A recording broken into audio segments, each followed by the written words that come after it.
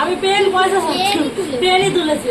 চ আমি লিখতে ভালো পারবো, কবি লিখতে। পেন তুলেছে তোমার মেয়ে। এখনই পেন তুলেছে।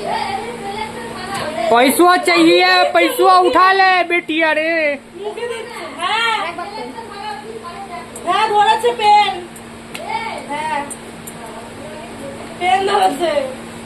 ওর বাবার মতন খালি লিখেই যাবে। এবার ধর দেখি কি করলো।